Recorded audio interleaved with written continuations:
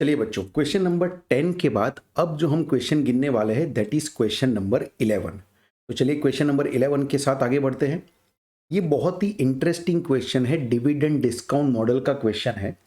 इसके अंदर बच्चों ध्यान रखना कि हमने इन्वेस्टमेंट डिसीजन में कैश फ्लो को डिस्काउंट करने वाली प्रोसेस की थी, वो सेम प्रोसेस हम इस सवाल के अंदर करने वाले हैं। सवाल बहुत ही इंटरेस्टिंग है, राइट। ये क्वेश्चन एग्जाम में आने के चांसेस भी है, मतलब इस तरह का क्वेश्चन स्टडी मटेरियल के अंदर भी ऐसा क्वेश्चन दिया है, तो मैंने उसके जैसा ही क्वेश्चन बनाया है। तो चलिए बच्चों, सवाल पढ़ना शुरू करता हूँ। B&C limited is a large cap multinational company listed in BSC in India with a face value of rupees 100 per share.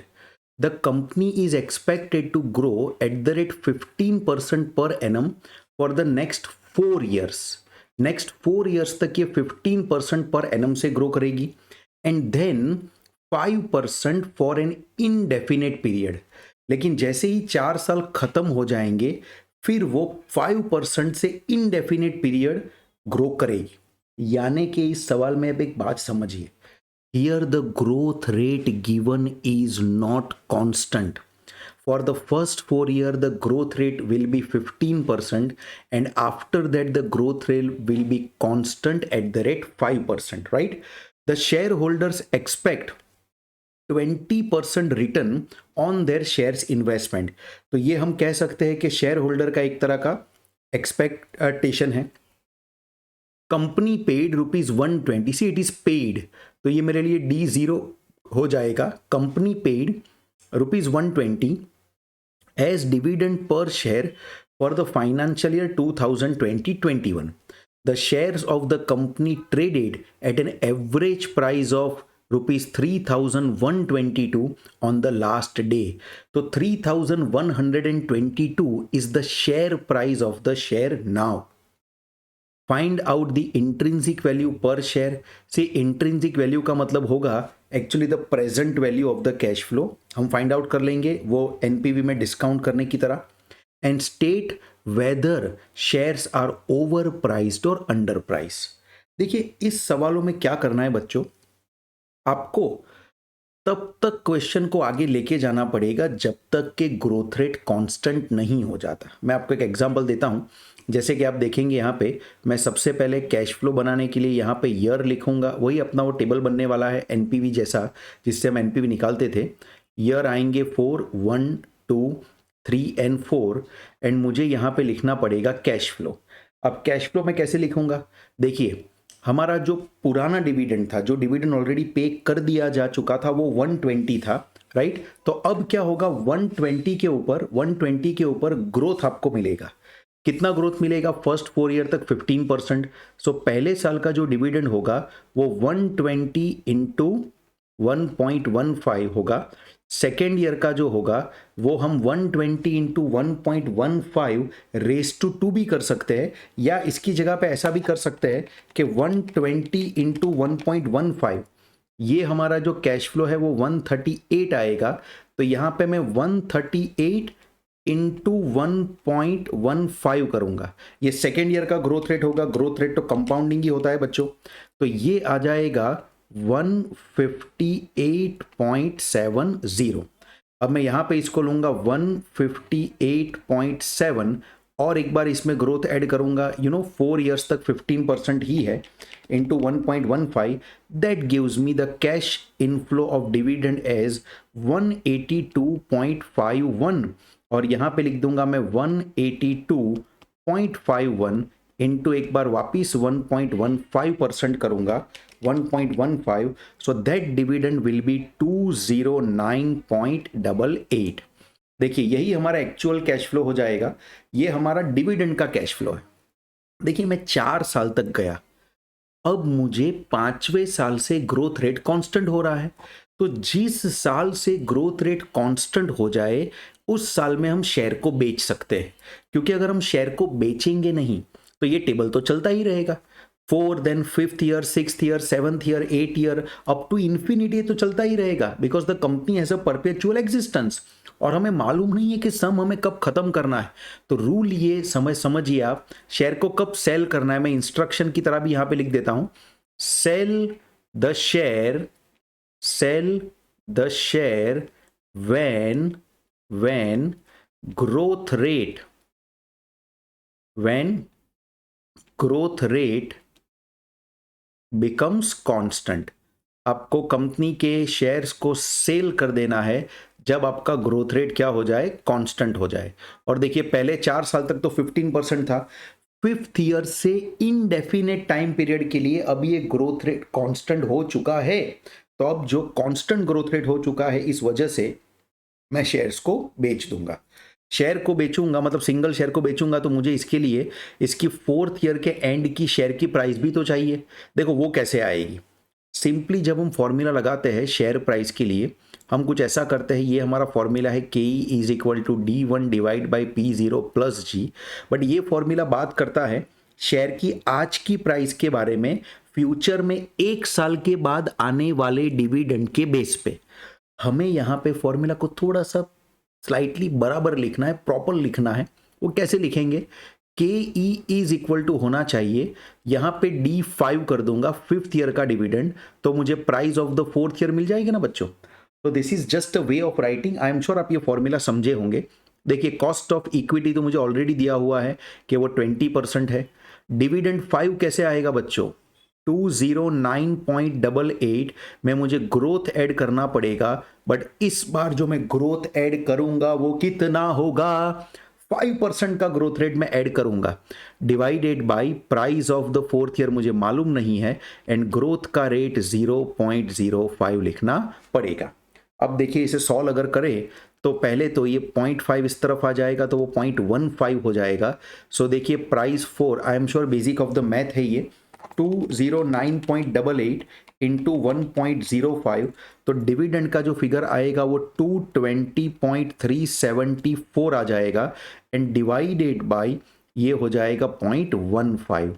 इसको ज़रा अगर मैं सॉल्व करूं तो ये मुझे मिलने वाला है 1469, if I am not wrong, if everything is going perfectly fine. अच्छा के हमको कितना दिया था, के हमको दिया था 20%, तो ये एकदम परफेक्ट है। यानी हमें नेचुरली जो फिगर मिलने वाला है वो मिलने वाला है 1469.16। तो ये हो गई बच्चों आपकी वैल्यू ऑफ द शेयर, जो आप शेयर को बेचोगे 4th ईयर के एंड में तब आपको मिलेगी। तो देखिए 4th ईयर के एंड में मुझे एक और कैश फ्लो लिखना पड़ेगा 1469.16। अब हमारा कैश फ्लो प्रॉपर आ गया, क्यों, क्योंकि पहले 4 साल तक शेयर हमने जैसे कि होल्ड करके रखा, तो उसके ऊपर हमें डिविडेंड ग्रोथ के साथ मिलता गया, एंड 4th ईयर के एंड में जैसे ही आपका ग्रोथ रेट कांस्टेंट हो गया, आपने इस शेयर को सेल कर दिया, शेयर को बेच दिया, और बेचा तो उसकी प्राइस क्या थी, तो अब वो डिविडेंड डिस्काउंट मॉडल के फॉर्मूला से लेके आ गए और वो आपने 4th ईयर के एंड में लिख दिया।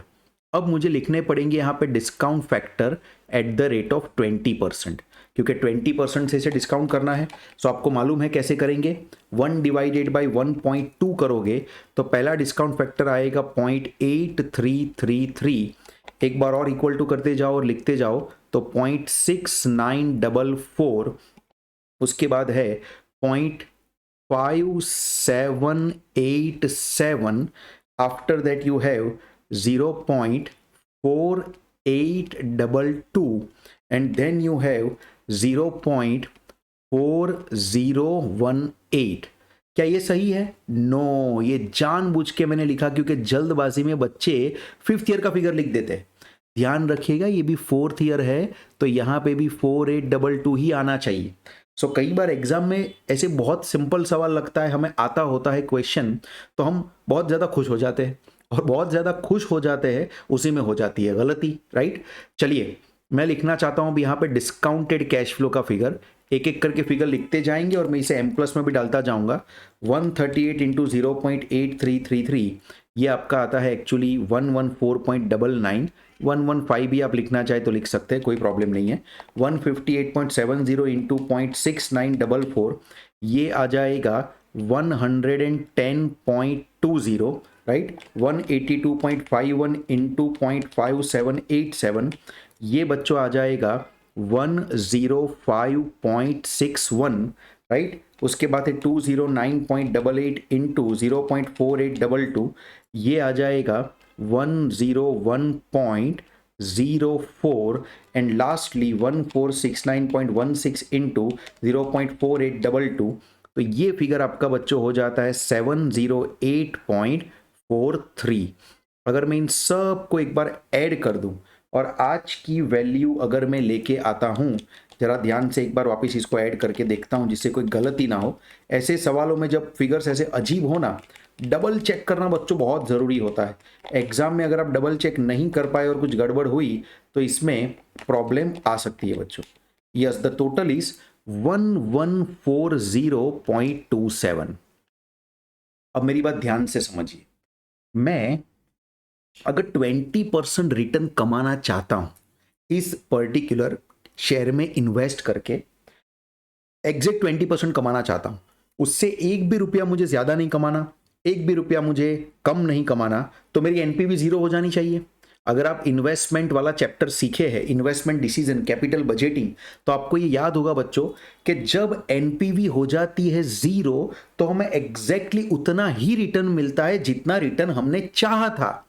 यहां पे हम अगर 20% रेट ऑफ रिटर्न चाहते हैं और 1140 डिस्काउंटेड वैल्यू आती है फ्यूचर कैश फ्लो की, तो इसका तो एक ही मतलब हुआ कि मुझे इस शेयर से अगर 20% कमाना हो तो मैं जो मैक्सिमम प्राइस शेयर की दे सकता हूं, maximum purchase price of the share, try to understand, maximum purchase price of share today, ये मैं आज अगर शेयर खरीदना चाहूं तो maximum share purchase price of the share today should be 1140.27। इससे हमें ज्यादा प्राइस पे शेयर को खरीदना नहीं चाहिए, क्योंकि 1147 का ही अगर मैं इनिशियल इन्वेस्टमेंट मान लूं, 0 ईयर में इन्वेस्टमेंट मान लूं, तो इस प्रपोजल में एनपीवी जीरो हो जाएगी। और एनपीवी जीरो होने का मतलब क्या होता है, हमने जितना रिटर्न मांगा था उतना ही रिटर्न हमें मिला, हमने जितना रिटर्न मांगा था उतना ही रिटर्न हमें मिला। तो 1140.27 ये मैक्सिमम परचेस प्राइस आ जाएगी शेयर की आज की तारीख में। और अभी हमको जो बोला गया था वो बोला गया था 3122, ये मार्केट में प्राइस चल रही है। This is a high over valuation of the share. मैं यहां पे क्या लिखूंगा, पहले अगर मैं डिफरेंस निकालूं तो 3122 माइनस 1140.27, राइट, 3122 माइनस 1140.27, इससे 1981.73 का बड़ा सा ओवर वैल्यूएशन आया है कंपनी के शेयर का। तो फाइनल आंसर हम क्या लिखेंगे, शेयर इज ओवर वैल्यूड। जो हमें पूछा था ना इन्होंने कि ओवर वैल्यूड या अंडर वैल्यूड है, तो share is over valued by rupees 1981.73। सो ये बच्चों आई एम श्योर आपको समझ में आया होगा। This is a kind of a question, ये आप एक YTM अप्रोच करके जब कॉस्ट ऑफ कैपिटल में करते हो तब भी ऐसा ही आप काउंटिंग करते हो। आई एम श्योर थोड़ा बहुत ये काउंटिंग आपको नजर आया होगा कैपिटल बजटिंग या तो इन्वेस्टमेंट डिसीजन से मैच होता हुआ। बट यस, बहुत ही सिंपल सवाल था, सिंपल फ्यूचर के जो कैश फ्लो है उसकी प्रेजेंट वैल्यू निकालनी थी, एंड जो भी प्रेजेंट वैल्यू आएगी वही मैक्सिमम हम शेयर का प्राइस दे सकते हैं, तो ही हमारा एनपीवी जीरो हो जाएगा। और एनपीवी जीरो हो जाएगा तो हमें एग्जैक्ट 20% ही कमाने को मिलेगा जो हम चाहते हैं। तो यहां पे 3122 में शेयर्स को खरीदने का कोई मतलब ही नहीं है। This share is highly over valued. तो ये था बच्चों आपका क्वेश्चन नंबर 11। नंबर 12 शुरू करने से पहले मैं आपको और एक मॉडल समझाना चाहता हूं जो कि बहुत ही मिसलनियस मॉडल है, और उस मॉडल का नाम है बच्चों लिंटनर मॉडल। तो मैं लिंटर मॉडल की ओर आपको लेके चलता हूं बच्चों। ये है हमारा लिंटर मॉडल। तो चलिए लिंटर मॉडल को थोड़ा सा समझते हैं। इसमें ज़्यादा हम कुछ नहीं करेंगे because this model is a miscellaneous model. ICAI study material में भी इसके बारे में कुछ ज़्यादा लिखा नहीं गया एंड कुछ आर्बिटरी टाइप का ये मॉडल है। बट यस, ये सिलेबस का पार्ट है और इसके कुछ सवाल एक ही सवाल शायद दिया है आईसीएआई की बुक में, तो वो क्वेश्चन हमें यहाँ पे गिनना पड़ेगा। आज तक तो कभी एग्जाम में आया नहीं है, लेकिन हो सकता है लिंटर मॉडल आगे एग्जाम में आ भी जाए, छोटे से 3 या 4 मार्क के क्वेश्चन में। देखिए लिंटर मॉडल में ज्यादा कुछ नहीं है। जॉन लिंटर करके एक व्यक्ति था जिसने ये मॉडल दिया था। किस बेस पे? John lintel made this model on the basis of series of interviews which he conducted with the corporate manager in the mid 1950s. Think about it. We are in 21st century और यहाँ पे 1950 के model की बात यहाँ पे की जा रही है। क्लियरली समझ में आता है कि उतना रिलेवेंट नहीं होगा, लेकिन यस, इसके फॉर्मूला को एक बार याद करके क्वेश्चन को गिन लेना हमारे हक में होगा। तो हम इसके फॉर्मूला को समझते हैं। देखो, इसके फॉर्मूला को समझने के लिए एक सिंपल सा मैं आपको स्लोगन देता हूं जो मैंने हिंदी में ही आपकी स्क्रीन पे लाया है। देखिए क्या लिखा है। अच्छा, एक बात आप समझिए, ये मॉडल जो है वो शेयर प्राइस नहीं देता, बल्कि ये मॉडल जो है वो डिविडेंड टू बी पेड देता है। डिविडेंड टू बी पेड, ये एक ही मॉडल ऐसा है पूरे डिविडेंड पॉलिसी चैप्टर में, राइट, कि जो आपको डिविडेंड टू बी पेड के बारे में सिर्फ इंफॉर्मेशन देता है, यानी कि D1 आपको गिन के देता है, ये मार्केट प्राइस को गिनता नहीं है। अब देखिए, इसका पहले हिंदी में जो लिखा है वो पढ़ते हैं, फिर मैं सिंपल से इसका फॉर्मूला बनाता हूं। फॉर्मूला को याद भी तो रखना जरूरी है ना, और टू बी वेरी ऑनेस्ट इस मॉडल में तो हमको फॉर्मूला को रटना ही पड़ेगा।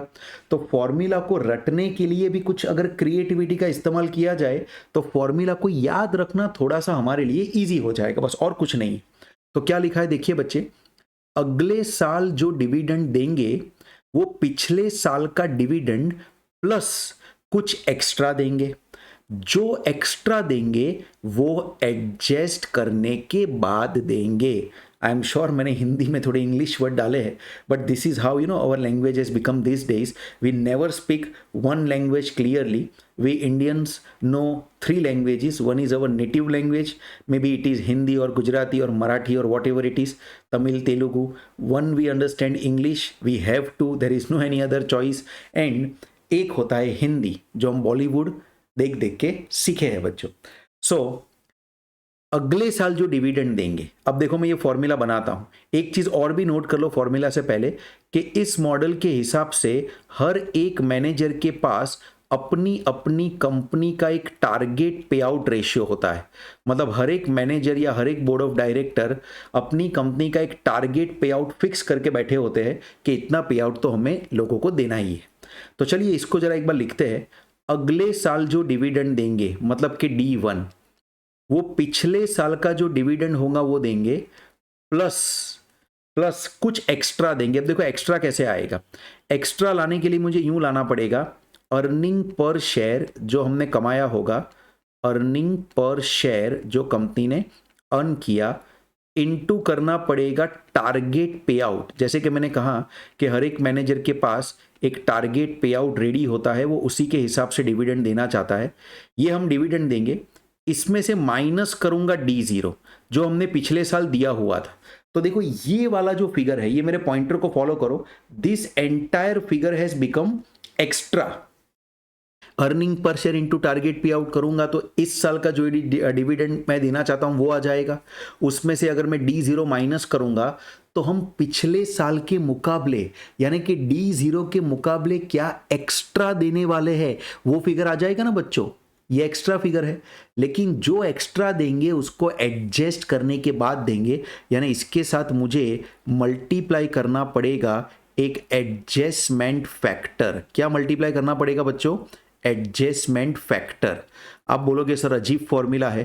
टू बी वेरी ऑनेस्ट, ये एडजस्टमेंट फैक्टर एक आर्बिटरी फिगर होता है, ये कोई बहुत मैथमेटिकल फॉर्मूला नहीं है, ये मैथ्स से बनाया हुआ नहीं, लेकिन लोगों के साथ कन्वर्सेशन करके, बातचीत करके, इंटरव्यू लेके ये फॉर्मूला बनाया गया। चलिए इसको थोड़ा सा और प्रॉपरली मैं लिख देता हूं।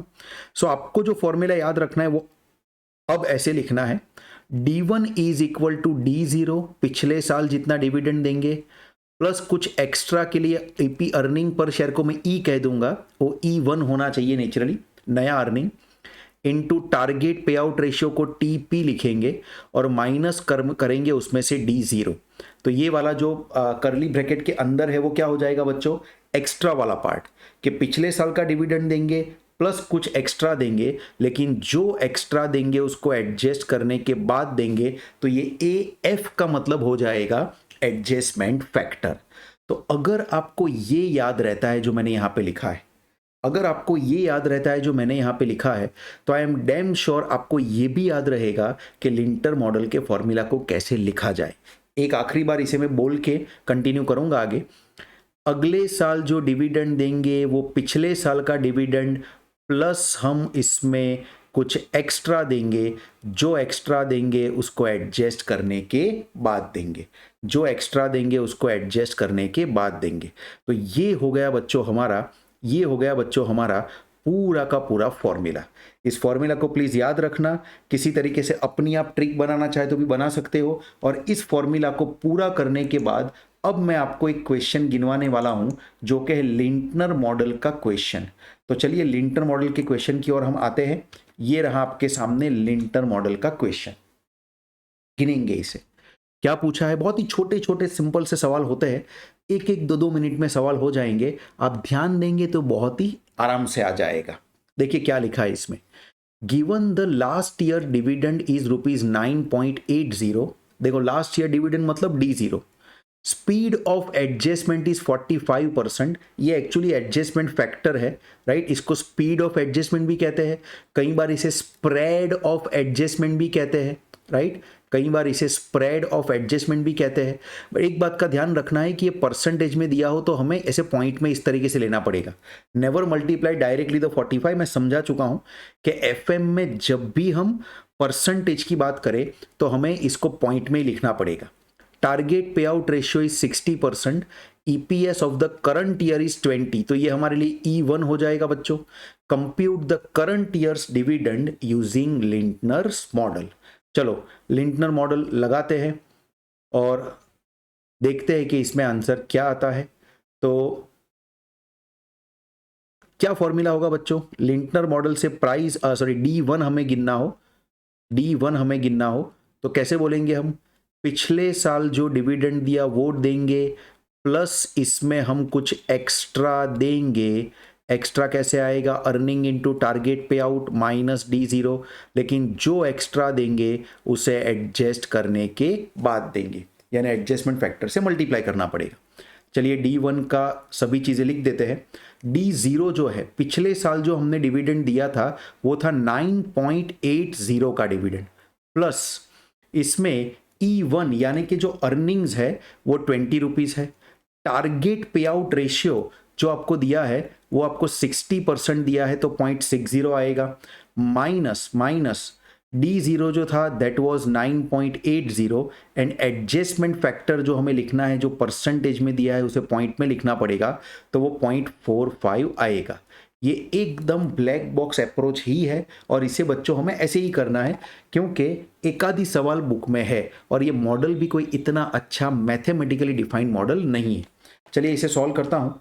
0.6 इंटू 20 माइनस 9.80 इंटू 0.45, तो मुझे 9.80 के बाद पीछे पूरा सॉल्व करने के बाद मिलता है 0.99 और जैसे ही मैं इसे ऐड कर दूंगा मेरा डिविडेंड का फिगर आ जाएगा, डिविडेंड का फिगर आ जाएगा 10.79।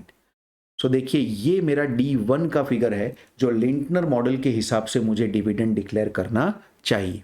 सो आई एम श्योर बच्चों एकदम आराम से आप बात को समझे होंगे कि लिंटनर मॉडल क्या कहना चाहता है। सिंपल सी प्रैक्टिस करनी है, बहुत ही छोटा सा सवाल है, फॉर्मूला एक बार याद रख लेना है और सीधा इसका एप्लीकेशन करना है। चलिए लिंटनर मॉडल का ये एक ही क्वेश्चन पूरी बुक में दिया है, हम एक ही सवाल की प्रैक्टिस इसमें करने वाले हैं क्योंकि ये ज़्यादा इंपॉर्टेंट नहीं है। अब हमें शुरू करना है और एक मिसलेनियस मॉडल जो है कि है ग्रेहाम एंड डॉड मॉडल। तो चलिए मैं आपको लेके चलता हूं ग्रेहाम एंड डॉड मॉडल में। ये आपके सामने है ग्रेहाम एंड डॉड मॉडल। ये जो है ना मॉडल बच्चों, ये भी मिसलेनियस है, बहुत ही पुराना मॉडल है। अगर आपको याद हो तो ग्रेहाम जो थे वो एक्चुअली वॉरेन बफेट जो है उसके गुरु थे। वॉरेन बफेट जो है उसने ग्रेहाम को अपना गुरु माना था। According to this model, the stock market places considerable weight on the dividends than on the retained earning. ये मॉडल में ऐसा माना गया था कि कोई भी कंपनी डिविडेंड देना ज्यादा पसंद करती है क्योंकि स्टॉक मार्केट में डिविडेंड का ज्यादा बोलबाला है, डिविडेंड लोगों को ज्यादा पसंद आता है, राइट। हमें तो सिंपल इसका फॉर्मूला याद रखना है, मिसलेनियस मॉडल है। एग्जाम में कभी कभी कभी तक अभी तो मुझे लगता नहीं कि आया है, आ भी गया तो 1 या 2 मार्क का क्वेश्चन शायद होगा, उससे ज़्यादा इसमें कुछ है ही नहीं। तो चलिए इसके फॉर्मूला को सीखते हैं। एज पर Graham and Dodd model, price of the share आएगा m into D plus E divided by 3। चलिए इसमें मीनिंग में समझाता हूं। इसमें m का जो मीनिंग है बच्चों वो है मल्टीप्लायर, मल्टीप्लायर, राइट। मल्टीप्लायर आपको क्वेश्चन की डिटेल में दिया होगा। डी का मतलब आप समझते ही है बच्चों, डी हो जाएगा डिविडेंड पर शेयर, डी हो जाएगा डिविडेंड पर शेयर।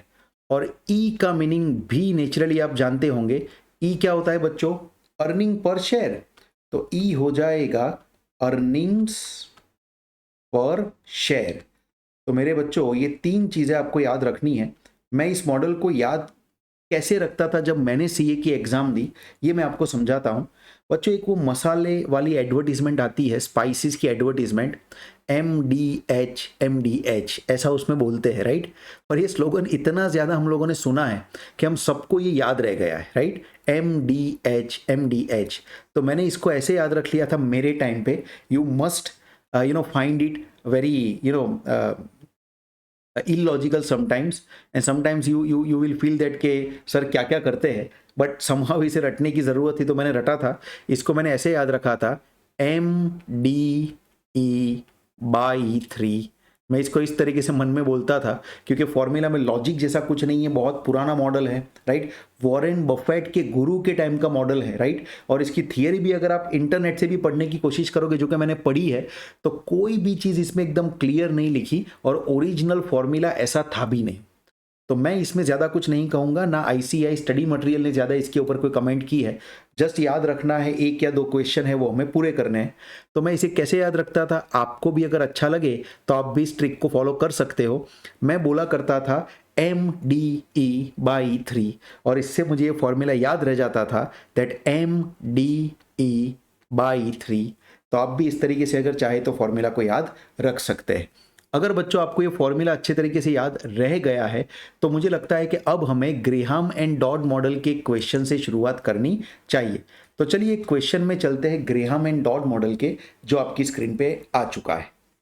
बहुत ही सिंपल से सवाल है, इसमें भी दिमाग जरा भी नहीं लगाना, बस आपको क्वेश्चन को शुरू करना है, फिगर्स को देखना है, गिवन इंफॉर्मेशन पकड़नी है, फॉर्मूला लगाना है और खत्म करना है। सवाल को रीड करता हूं। द अर्निंग्स पर share of the company is ₹30। तो ये आपका EPS हो गया, earning per share. And dividend pay out ratio is 60%, ये डिविडेंड पे आउट रेशियो आ गया। मल्टीप्लायर, मैंने कहा था ना कि सम में मल्टीप्लायर की वैल्यू दी होगी, तो ये M हो गया। चलिए लिखते एक बार गिवन इन्फॉर्मेशन क्या क्या है। EPS यानी कि E मुझे दिया हुआ है 30 दिया है। डिविडेंड पे आउट रेशियो अगर 60% हो मेरे बच्चों तो आप डिविडेंड निकाल सकते हो। डिविडेंड होगा earnings into dividend pay out. 30 का 60% यानी कि आप 18 रुपीज़ का डिविडेंड दे दोगे। एंड मल्टीप्लायर यानी M की वैल्यू आपको 2 दी है। पूछा है ग्रेहाम एंड डॉड मॉडल से शेयर की प्राइस निकालो। तो लगाते हैं फॉर्मूला। याद करो बच्चों, फॉर्मूला कैसे हमने याद रखा है। Yes, MDE/3। तो हम यहाँ पे इसे लिखेंगे multiplier factor MDE/3।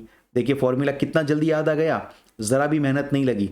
Multiplier factor 2 आएगा, डिविडेंड का जो बच्चों फिगर आएगा that will B 18 plus earnings का जो फिगर आएगा that will B 30 and divided by मुझे करना पड़ेगा 3। तो चलिए फटाफट कैलकुलेटर लगाते हैं और इस ब्रैकेट की चीज़ों को सॉल्व करेंगे तो वो आएगा 28 और इसके हिसाब से अगर आप देखेंगे तो आपके शेयर का प्राइस आपको मिल जाता है बहुत ही आसानी से। Price of the share will be 58। तो ये आपका प्राइस आ गया है शेयर का ग्रेहाम एंड डॉड मॉडल के हिसाब से। देखिए एक बार फॉर्मूला सिंपल याद रखना है, याद रख के सीधा इसे सॉल्व करना है। सो आई एम श्योर बच्चों एक प्रैक्टिस तो आपकी ग्रेहाम एंड डॉड मॉडल की हो गई होगी और फॉर्मूला भी वो MDE/3 के जरिए से आपको बहुत ही अच्छी तरह याद रह गया होगा। एक और क्वेश्चन गिनने की कोशिश करते हैं ग्रेहाम एंड डॉड मॉडल का।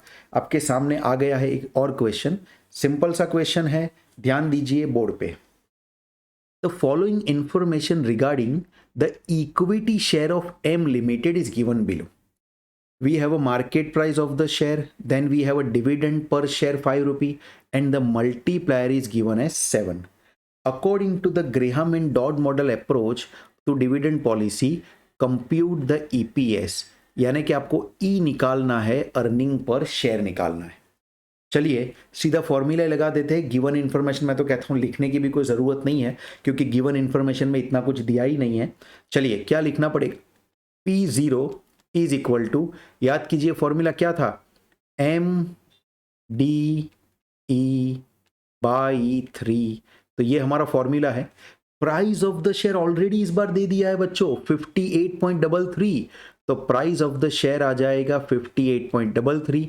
मल्टीप्लायर फैक्टर हमें दिया है 7 का फैक्टर, डिविडेंड जो दिया है वो 5 रुपीज़ है, अर्निंग्स जो है वो आपका फाइंड आउट करना है, दिया ही नहीं है, एंड 3 डिवाइड बाय आएगा। इसको सिंपली सॉल्व अगर करूं मैं तो 58.33 इंटू 3 हो जाएगा, इंटू 3 हो जाएगा अंदर एलसीएम लेने के बाद, इज इक्वल टू यहाँ पे होगा 7 into 15 plus E. I am sure you are getting this. अब इसको अगर मैं सॉल्व करके देखूं 58.33 into 3 that will be actually 174.99। आप चाहे तो 175 भी लिख सकते हैं और यहाँ हो जाएगा 105 प्लस 7E, राइट।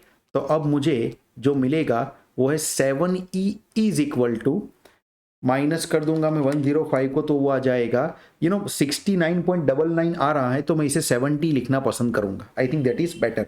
और एक काम करते हैं ना, ये 333 को भी 3 आगे तक जाता होगा ऐसा ही मान के इसको भी 175 लिखना ही मेरे हिसाब से बेटर रहेगा।